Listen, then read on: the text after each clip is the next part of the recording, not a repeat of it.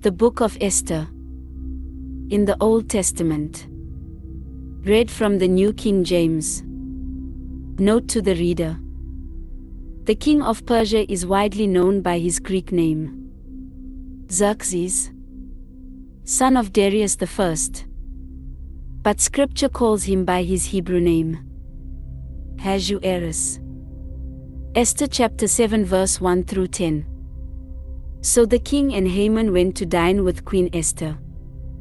And on the second day, at the banquet of wine, the king again said to Esther, "What is your petition?" Queen Esther, "It shall be granted you." "And what is your request?" "Up to half the kingdom." "It shall be done." Then Queen Esther answered and said, "If I have found favor in your sight, O king, and if it pleases the king, let my life be given me at my petition, and my people at my request. For we have been sold, my people and I, to be destroyed, to be killed, and to be annihilated.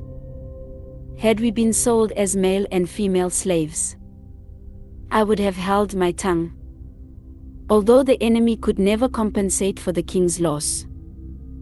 So King Ahasuerus answered and said to Queen Esther, "Who is he? And where is he? Who would dare presume in his heart to do such a thing?" And Esther said, "The adversary and enemy is this wicked Haman." So Haman was terrified before the king and queen. Then the king arose in his wrath from the banquet of wine and went into the palace garden. But Haman stood before Queen Esther, pleading for his life, for he saw that evil was determined against him by the king. When the king returned from the palace garden to the place of the banquet of wine, Haman had fallen across the couch where Esther was. Then the king said, "Will he also assault the queen while I am in the house?" As the word left the king's mouth, they covered Haman's face.